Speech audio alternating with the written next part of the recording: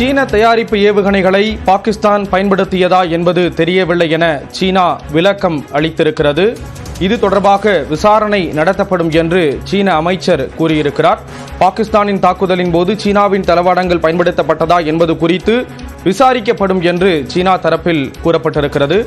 Operation Sindoor தாக்குதலை தொடர்ந்து அதற்கு பதிலடியாக பாகிஸ்தான் தரப்பிலும் பதிலடி கொடுக்கப்படக்கூடிய ஒரு சூழலில் சீன தளவாடங்கள் பயன்படுத்தப்பட்டதாக கூறப்பட்டது. இந்த நிலையில் இது தொடர்பாக விசாரிக்கப்படும் என்று சீனா தரப்பில் கூறப்பட்டிருக்கிறது.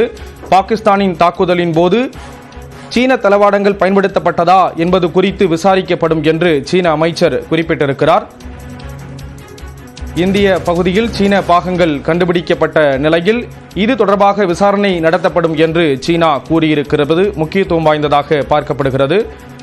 பாகிஸ்தானின் தாக்குதலின் போது சீனாவின் தளவாடங்கள் பயன்படுத்தப்பட்டதா என்பது குறித்து விசாரிக்கப்படும் என்று சீனா தரப்பில் கூறப்பட்டிருக்கிறது. இது தொடர்பான விவரங்களை செய்தியாளர் சுசித்ரா வழங்க கேட்கலாம். சுசித்ரா, விவரங்களை பகிர்ந்துக்கலாம்.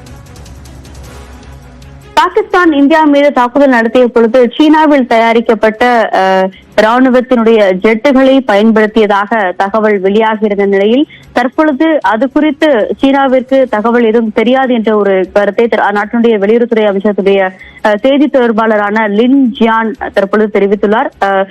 சீன நாட்டு ஊடகத்திற்கு அவர் வழங்கியுள்ள அந்த ஒரு பேட்டியில் இது தெரிவித்துள்ளது மிக முக்கியமாக பார்க்கப்படுகிறது. குறிப்பாக இந்தியாவின் மீதான எல்லை தாண்டிய தாக்குதல் நடத்திய பொழுது சீனாவில் தயாரிக்கப்பட்ட ஜெட் விமானங்களை பாகிஸ்தான் பயன்படுத்தியது குறிப்பிட்ட அந்த தகவலானது வெளியாகிறது என்று அதற்கான கேள்விக்கு தற்பொழுது பதிலளித்துள்ள வெளியுறவுத்துறை அமைச்சருடைய செய்தி தொடர்பாளர் லின் ஜியான் மிக முக்கியமாக இந்த இந்தியா மீதான தாக்குதலின் பொழுது சீன தளவாடங்கள் பயன்படுத்தப்பட்டதா என்பது குறித்து விசாரிக்கப்படும் எனவும் இந்த தற்பொழுது சமயத்தில் இந்த விவகாரம் குறித்து தங்களுக்கு எந்த ஒரு தகவலும் இல்லை என்ற ஒரு கருத்தையும் அவர் முன்வைத்துள்ளது மிக முக்கியமாக பார்க்கப்படுகிறது. குறிப்பாக நாட் ஃபெமிலியர் வித் மேட்டர் என்ற ஒரு கருத்தை சீனாவினுடைய வெளியுறவுத்துறை அமைச்சகத்தினுடைய செய்தி தொடர்பாளர் லின் ஜியான் குறிப்பிட்டுள்ளது மிக முக்கியமாக பார்க்கப்படுகிறது.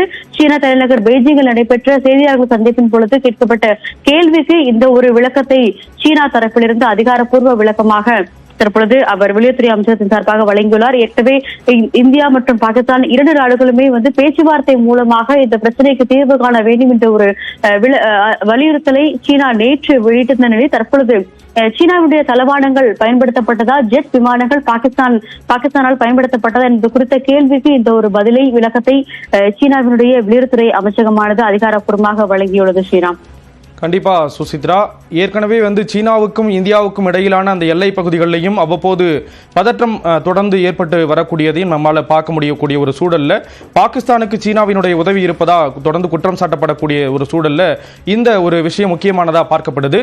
இது தொடர்பான விரிவான விவரங்கள் அப்படிங்கிறது எப்பொழுது கிடைக்கும் அப்படின்னு சொல்லிட்டு எதிர்பார்க்கலாம்? முதற்கட்டமாக ஒரு உள்கட்ட விசாரணை என்பது பாகிஸ்தானுடைய ராணுவத்தின் அடிப்படையில் மட்டத்திலான ஒரு ஆலோசனை நடத்தப்பட்டு அதன் பிறகு அதனான தொடர்பான தகவல்கள் வெளியிடப்படும் என்றும் எதிர்பார்க்கப்படுகிறது. குறிப்பாக சீனாவை பொறுத்தளவில் சீனாவுடைய தளவாடங்கள், ராணுவ தளவாடங்கள் பாகிஸ்தானுக்கு ஏற்கனவே ஒப்பந்த அடிப்படையில் வழங்கப்பட்டிருந்தாலும் அவை இந்தியாவிற்கு எதிரான எல்லை தாண்டி தாக்குதலில் பயன்படுத்தப்பட்டதா என்பது குறித்து தங்களுக்கு தெரியாது என்பதுதான் சீன அரசாங்கம் அதிகாரப்பூர்வமாக கூறியிருக்கிறது.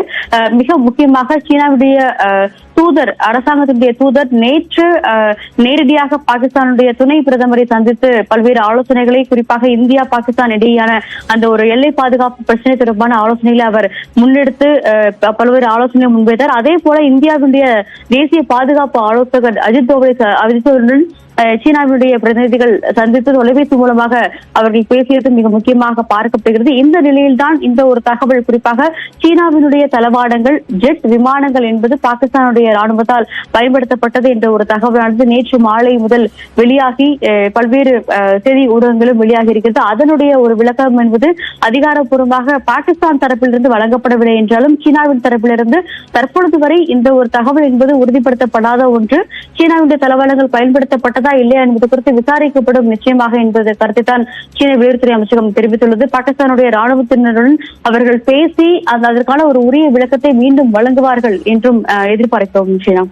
கண்டிப்பா சுசித்ரா, சீன தளவாடங்களை பாகிஸ்தான் பயன்படுத்தியதா என்பது குறித்து தொடர்ந்து விசாரிக்கப்படும் என்று சீனா தரப்பில் விளக்கம் அளிக்கப்பட்டிருப்பது முக்கியத்துவம் வாய்ந்ததாக பார்க்கப்படுகிறது. இந்த நிலையில் பூஞ்ச் பகுதியில் தொடர்ந்து பாகிஸ்தான் ராணுவம் அத்துமீறி வருவதாகவும் ஒரு தகவல் கிடைத்திருக்கிறது. பூஞ்ச் பகுதியை பொறுத்தளவில் என்ன மாதிரியான ஒரு சூழல் தற்போதைய நிலையில் இருக்கு? மிக அதிக அளவில், அதாவது இந்தியாவிலேயே ஜம்மு காஷ்மீர் மாநிலத்தினுடைய அதிக அளவில் எல்லை தாண்டிய தாக்குதல் மற்றும் தீவிரவாத தாக்குதல்கள் நடைபெற்று வரும் இந்த பூஞ்ச் பகுதியை பொறுத்த அளவில் தற்பொழுதும் இந்த முறை இந்த பெஹல்காமினுடைய துப்பாக்கிச் சூழலுக்கு அடுத்தபடியாக அதன் பின்னர் நேற்று நடைபெற்ற ஆபரேஷன் சிந்தூர் நடவடிக்கைகளுக்கு அடுத்தபடியாக பாகிஸ்தானுடைய எல்லை தாண்டிய அந்த ஒரு தாக்குதல் என்பது பூஞ்ச் பகுதியில் இன்று காலை முதலேயே நடைபெற்று வருகிறது. அது காலை 9 மணிக்கு அந்த பகுதியில் இருக்கக்கூடிய குருத்வாரா, மசூதி, வீடுகள் உள்ளிட்டவற்றை, கோவில் மற்றும் வீடுகள் உள்ளிட்டவற்றை குறிவைத்து தாக்கியதில் பல்வேறு பேர் உயிரிழந்துள்ளது முக்கியமாக பார்க்கும். நேற்றும் நடைபெற்ற தாக்குதலை பொறுத்தளவில் இந்தியாவினுடைய 3 குழந்தைகள் உட்பட 16 பேர் இந்த பகுதியில் நடைபெற்ற தாக்குதலில் உயிரிழந்தது மிக முக்கியமாக பார்க்கப்படுகிறது. இந்திய சாமானியர்கள் அந்த பகுதியில் உயிரிழந்தவர்களுக்கு அதிக தற்பொழுது ஒரு 1 லட்சம் ரூபாய் வரையிலான ஒரு நிதி நிவாரண உதவியும் அந்த மாவட்டத்தினுடைய ஆட்சியர்களால் அதிகாரப்பூர்வமாக அறிவிக்கப்பட்டுள்ளது. அது மட்டுமல்லாமல் மிகவும் கடுமையாக பாதிப்படைந்த சிகிச்சை மேற்கொண்டு வருபவர்களுக்கு 50,000 ரூபாயும், மைனர் பாதிப்புகள், அதாவது மைனர் இன்ஜுரிஸ் பெற்று சிகிச்சை பெற்று வருபவர்களுக்கு 20,000 ரூபாயும் மாவட்ட நிர்வாகம், குறிப்பாக மாநில அரசாங்கம் சார்பாக வழங்கப்படும் என்ற அறிவிப்பையும் தற்பொழுது பூஞ்ச் மாவட்டத்தினுடைய துணை ஆட்சியர் அதிகாரப்பூர்வமாக அறிவித்துள்ளார். அந்த பகுதியை பொறுத்தளவில் ஏற்கனவே பாதிப்புகள் அடைந்த அந்த கிராமங்களை சேர்ந்த பொதுமக்களை பத்திரமாக வேறு இடங்களுக்கு மாற்றும் அழைத்து செல்லும் பணியை இந்திய ராணுவமானது மேற்கொண்டு வருகிறது. எவ்வளவு பாதிப்புகள் அங்கு ஏற்பட்டுள்ளது, வீடுகள், குருத்வாரா, கோவில் மற்றும் மசூதி போன்றவற்றில் ஏற்பட்டுள்ள சேதம் என்ன மாதிரியான அந்த தாக்குதல் உபகரணங்களை, தளவாடங்களை பாகிஸ்தான் ராணுவம் பயன்படுத்தியுள்ளது என்பது தொடர்பான பல்வேறு விசாரணையும் தற்போது இந்திய ராணுவமானது முடுக்கிவிட்டுள்ளது. கண்டிப்பா சுசித்ரா, விரிவான தகவல்களை கொடுத்தீங்க. நன்றி சுசித்ரா.